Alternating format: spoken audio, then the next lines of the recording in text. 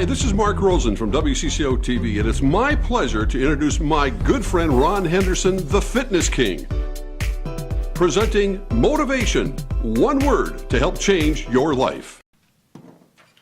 Hi, this is Ron Henderson, aka the Fitness King. Welcome to Motivation. On today's show, I'm excited to have my friend Marvin Smith. Welcome to Motivation, Marvin. Thank you, Ron. Yes, Marvin has a unique story, and today we're going to get up close, and I mean really, really personal, Marvin. Really personal, okay. And by the way, before we get into today's show, I want to thank our sponsors, American in East Bloomington. All right, I want to thank them for sponsoring Motivation and Winning Workouts, which can be seen on cable channel 6. Marvin, I heard about you on Facebook. When I said I heard about you, I read an article that was written by you. Right. And I got to tell you, when I read your story, and the viewing audience, you need to know this, because motivation is always about motivating people to strive to do better. Yes. Okay? And when I read your story, it really impressed me. Your honesty and your ability to just come out and just let it all hang out and share. And then what happened in your story, I was just so impressed with it. I said, I got to get you on the show. Awesome. And I was so excited when you agreed to come on here, because not only are you willing to come on the show and share this, but you're a man that wants to help others. So you're also available even for people at the end of this show. If you hear this, you want to have Marvin come out. We're going to give more information later, but make sure that you either get a hold of him. We're going to have some contact information for you later. But if you don't even get that, you can always email me, Ron at Fitness King, as well, to get it. Marvin, in 1978, January 16th, okay, something happened to you. And I know the audience, they want to know about it, because I want to even know more. But before we get into that, what was your childhood like growing up? Well, as you know, Ron, I grew up in North Minneapolis. Actually, Ron and I go way back. We used to attend the same church and be involved in some of the same church sponsored events, and so I knew Ron and his family, and I watched him do his thing over the years, and was real impressed with his whole setup and everything like that. Again, I was raised in North Minneapolis, and fortunately I was raised in a village, Ron. Unlike what we see a lot with our kids today, there were men when I grew up. I was surrounded by men. There were strong women. I was surrounded by strong women. So I grew up in a village. However, there are life events that sometimes affect us in a real negative way. Right. And a number of things that I come to realize after I sobered up or had to work on was growing up poor, growing up disadvantaged, growing up without a father. These were very tough issues for me to address. And so much as there were men around that acted as surrogate fathers or big brothers or uncles, the absence of a real biological family, I think, was probably one of the most painful things that I had to deal with growing up, and had to do a lot of work. Can I interrupt you? Do you have a strong mother? Your mother was strong? Yes, but with 8 kids, you kind of don't always get those motherly things addressed, because bless her heart. She did the best she could, but there was 8 of us, and I was the oldest male, so I was more in a position of responsibility than somebody that could kind of lean on mom for nurturing, support, stuff like that. There just wasn't enough. And I think in many ways, we have to start talking about those kinds of things as well, that how do we structure our family so that kids are nourished, so that we do raise kids and we do have the ability to nourish them and fill them with those good wholesome things that in the long run is going to make them be productive people. And in so my case, it didn't happen, and as a result, and to get to your question, I needed to address that pain through artificial means, and of course, as Ron alluded to earlier, we're talking about drugs and alcohol. Okay. And so that was January 16th, 1978. What happened? Up until that time, I was started experimenting with alcohol. Around 15, 16. smoked a little bud, And who would have even thought that? You were always in great shape. You're still in great shape. Yeah, I'm hanging in there. But the fact of the matter is that eventually, that led into, using heroin and stuff like that. And, How long did you use heroin for? About 5 years. Okay. And, part of what I talk about is being blessed. And, I was blessed because right at the time that I stopped using heroin is when, AIDS showed up on the scene. Hepatitis showed up on the scene. And oftentimes, we would share the same needles. Yep. So, in that whole mix, there were times where I was really blessed because I didn't contract any bad disease, and I certainly, didn't get incarcerated, or become a felon, supporting my habit. So I was able to escape a lot of those consequences. But the consequence, though, that was there was, being homeless, having to rob and steal from people every day, which was totally against my value system. We were not raised like that, And things that people wouldn't even. Yeah. When I heard your story, I was like, what? I was But like, we grew up in church. I know, but I was like, wow. And then I was like, you're sharing this. I thought, great story. This is a great story. Yeah, and so, it was just never comfortable for me to rob and steal. We were just not brought up like that. And so, long story short, January 16th, 1978, having, been to county jail, I was, shot at a couple times. I was actually shot in the street. There were, Anybody we know? That's a joke. there were a number of consequences, and us addicts, all we talk about, people are going to look at recovery when they're tired of being tired. Sure. And I was tired of sleeping in homeless houses. I mean vacant houses. I was tired of being homeless. Yep. I was tired of waking up not knowing what that day held, except that I had to figure out how I was going to get some dope. And so imagine, that's the focus of your day. Oh, yeah. Every single day. It's like, how am I going to get high? And I knew that there was no legal way to do it. The only way to do it was just to rob people. Right. And so after, about 5 years of doing that, I just said, this is not who I was raised to be. And Did you get like an epiphany or something? Or what? Well, the beautiful thing about being raised in a village is that those voices of those men, they never left. They kept resonating. You're better than this. Sure. You know what I mean? You need to knock it off. You're smart. You have abilities. You have a great amount of potential. Yes. And so when I got sick and tired of that lifestyle, those voices became even louder. Yep. And fortunately, there were men who said, okay, are you ready? Yep. And I said, absolutely. And so these men, literally took me by the hand, and, took me out of this here vacant apartment, put me in a van, and took me to treatment. Do you mind mentioning just a few of those guys that you remember? Yeah, Jim Bransford, who, he's touched literally thousands of addicts. Mr. Turner, who I think now is dead, and Bob Few now are dead. But, back in the day, there was MIPCA, the Minnesota Institute of Black Chemical Abuse, down on Franklin. And that was started by Peter Bell. Oh, yeah.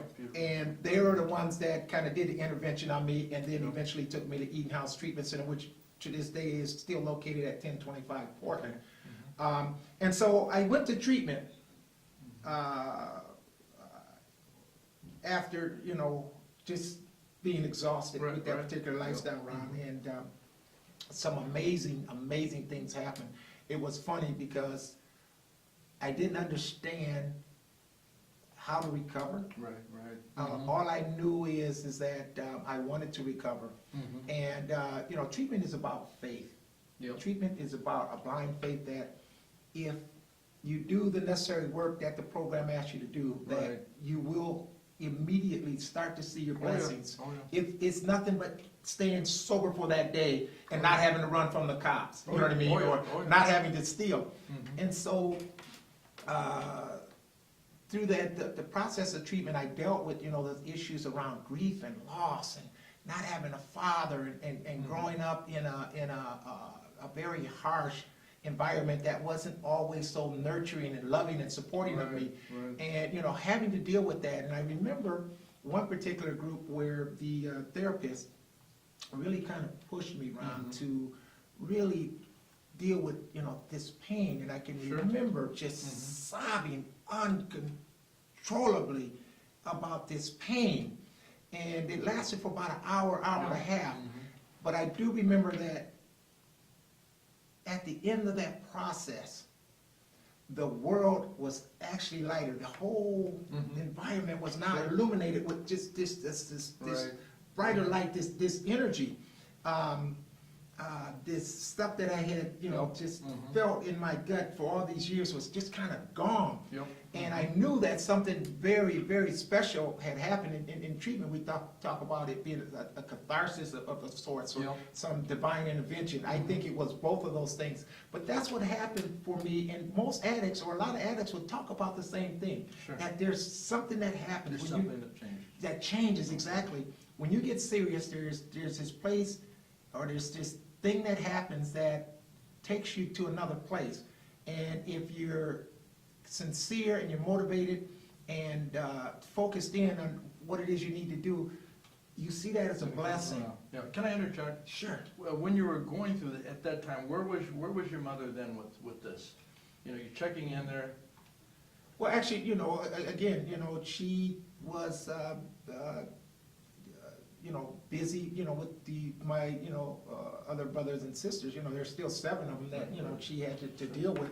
I was just, kind of off her plate, off her radar. I was in a safe place, so we don't have to deal with Marvin. Oh, yeah. Was she supported? Yeah. Did she, come visit me? Sure. I don't think so. Yeah. But It's still an individual thing. Right. Okay, and then you go to Eden House? Yeah. Right, Eden? the Because family, it was a family Okay, thing, I remember Eden House, I know people that went there, Yeah. so back then, how were you received? Because a lot of people that are dealing with meth and these things, and I'm saying this because I'm a part-time recovery coach at Teen Challenge, Uh-huh. and I love what they do, Yeah, okay? yeah. I love being down there, I Yeah. love it. Oh, it's- I wanna do it for free, they won't let me. Yeah. I love it, okay? Yeah. So, going through this, you walk into that door, and people are very apprehensive about, what was it like, just briefly going in there? How were you received? Open arms, loving arms? No, No. no. Actually, I'm gonna be honest, it was, I always say that it was not one of those places that gave you this really warm feeling. It was really a hardcore Oh, yeah. treatment serious center, business. and, one of the things that I had mentioned was, having to detox and cold turkey on the bench. They got what's called the bench for 7 days. Yep. You just kind of sit there to gauge your motivation and, Right, okay.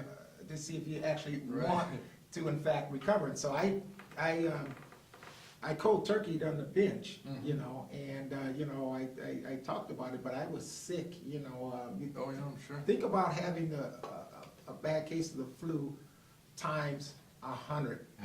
It was a painful 4 or 5 days. Among other things, this is the family show, I won't get into it. Yes, yes. Your body just kind of eliminates a whole lot of Yeah, things. yeah, and, Yes. people need to know that, once you kind of start to change, your body is resilient. Your body's an amazing thing. Oh, yeah. But you only have one, and so, it's incumbent upon you to, do the things necessary to preserve it Oh, as yes. best you can. Oh, yes. And that was part of it. 4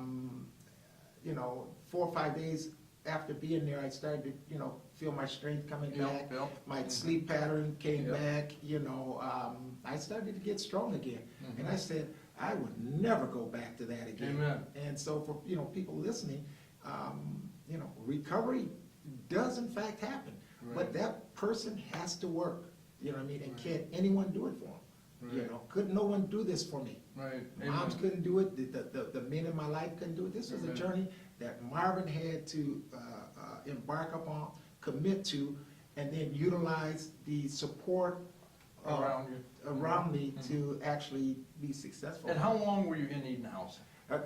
Back in the day, we could go to treatment for like a year. I was there for a year, and it's funny, Ron, because even after I did treatment, I still had to go to therapy. Okay. I was a mess. And then I went to a men's group just to You kind were a of mess, finish. folks. I was a We're all a mess. mess, folks. We're all a mess. Everybody's got some. Bible says, Yes. "For all have sinned, fall Yes. short of the glory of God." Yes. Everybody's got some issue. Yeah. And here's the thing: you listening at home, you got issues, but you're afraid to Yeah. talk about it. At the end of the show, I'm going to give you the information and get a hold of Marvin, or you can even call me as well. Okay? It's a good thing just to come out and talk Yep. about these things, because we all have issues. They're different, but we all have issues. Yep. Lots of addictions out there, by the way. Absolutely, absolutely.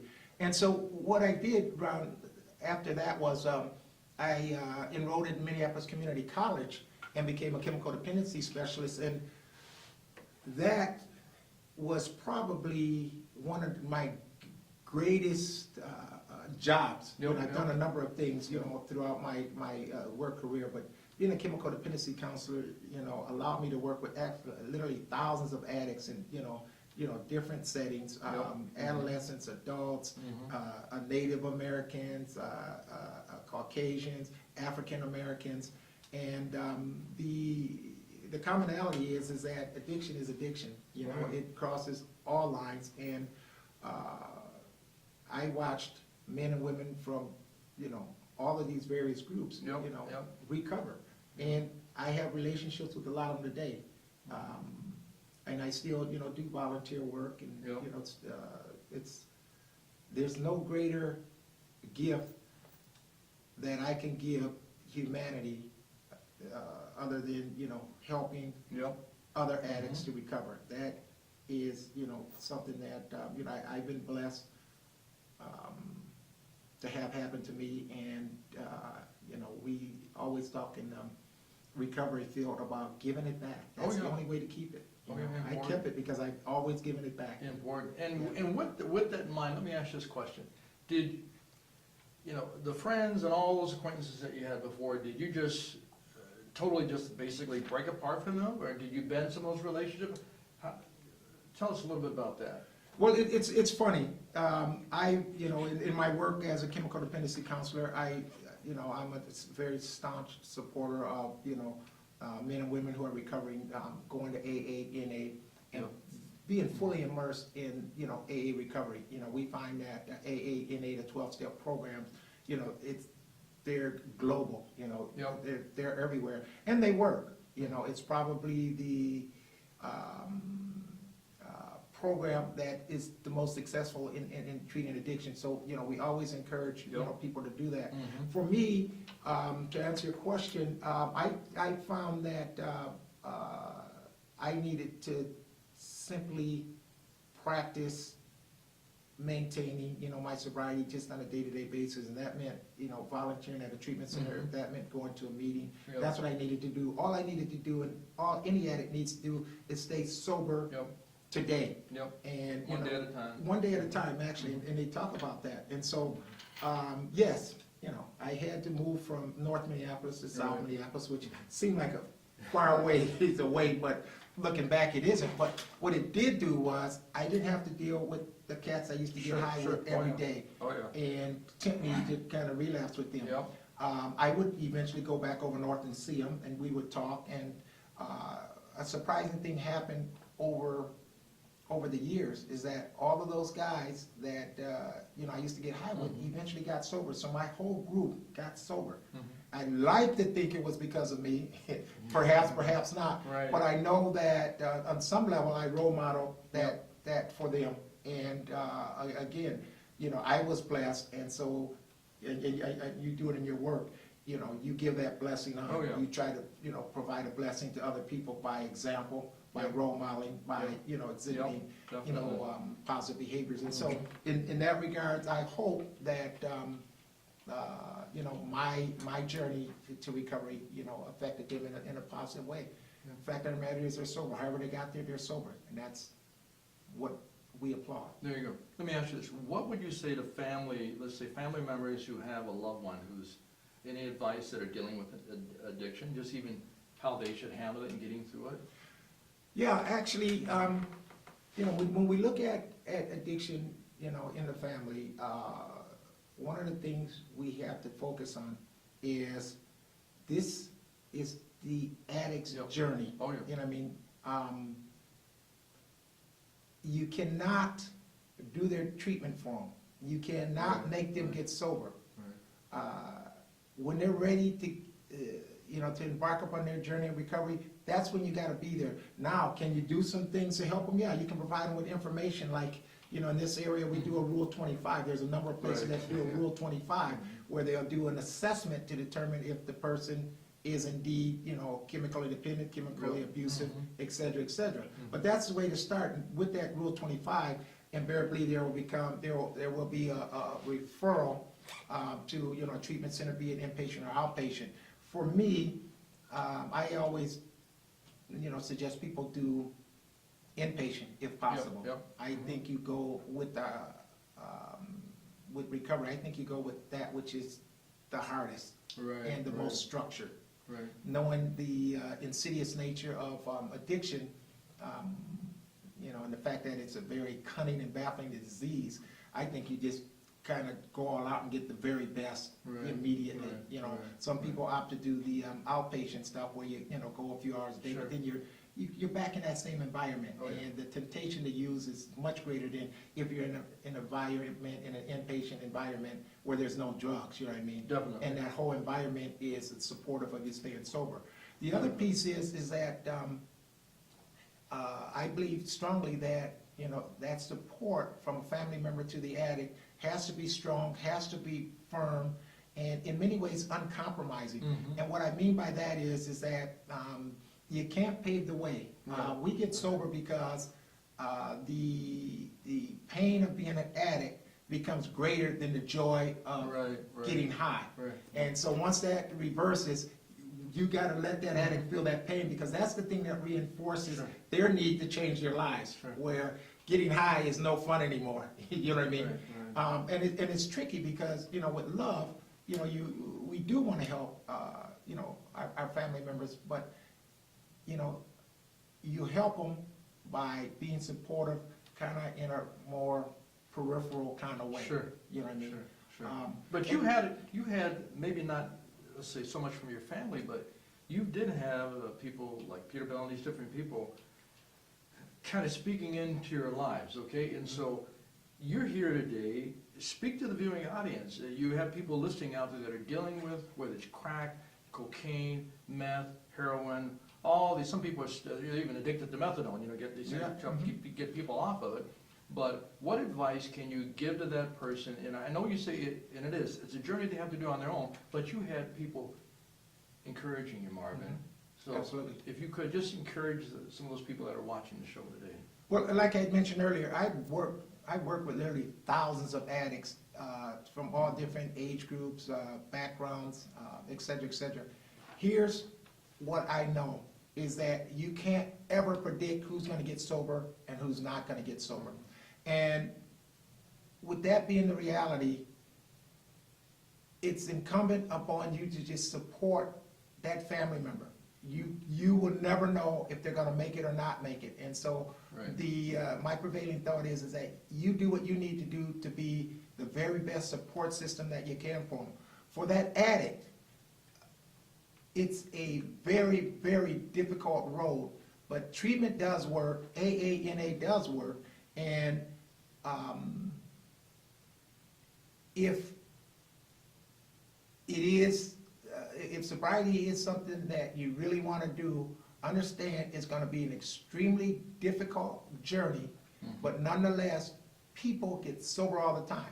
Case in point, I got 38 years of sobriety, and never thought about getting high again, because being sober, once you're sober long enough, that's a high. You know what I mean?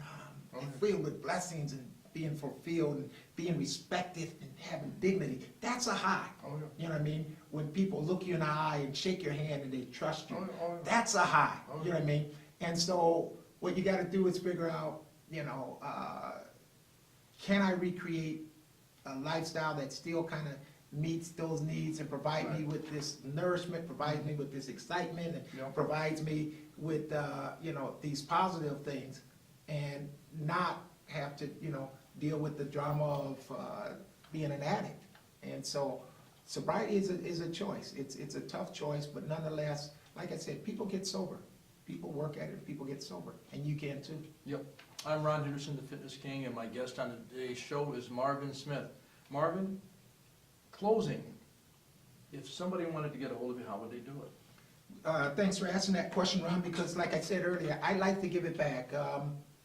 Like I said, I've been very blessed with people helping me, and so currently I do volunteer work. I come to speak to various groups, around chemical dependency and some other issue with regards to relationship, grief and loss, codependency, et cetera, et cetera. I've developed lectures over years to address those things, and I would love to come and speak to your group. So if you have a need to have someone come in and talk about chemical dependency, please give me a call. My number is 612-327-6362. 612-327-6362. Again, it's free of charge. It's my way of saying thank you to the men that help and inspire me to recovery. So. Yes, so let me ask you a question. If some people are funny, it's like, okay, well, I want to talk to this guy, but I don't know how to talk to the guy. Can he email you? Do you have an email address that he can email you? Because sometimes it's a little easier for people. They can put it in writing and say, look, Marvin, this is where I'm at, man. I'm a wreck. I'm a mess. I heard your story, man. It touched me. Sure. Yeah, you can email me at free, the number 2, invest@aol.com. Free to invest at AOL.com. Send me an email and I'll be glad to get back to you. But again, this is something that I like to do. Give me a call and let's get sober. Great story. And Marvin, let's get sober. what was it, 3 days ago? We're celebrating. What are we celebrating? Come on. How many years of sobriety? 38 years. As of what? January 16th, 1978. Folks at home, I got to give them a round of applause. No, I'm serious. Yeah. I'm serious. Yeah. One day at a time. One day at a time. Motivation, we're always talking about, striving to do best, and that's what this show is about. And so, if you'd like to be a guest on Motivation, give me a call at 612-386-8178, and we're going to get up and close personal with you. Marvin, I want to thank you for joining the show. And before you leave, let me give you this book, Fitness and Faith, Balancing the Scales. Folks at home, you don't get it for free. Got to go to Amazon.com. But if you're a guest on Motivation, you'll get this book. Read it, be blessed. In all that you do, stay fit, stay positive, stay motivated. Ron Henderson, the Fitness King, with my guests, signing off. Until next time, we'll see you.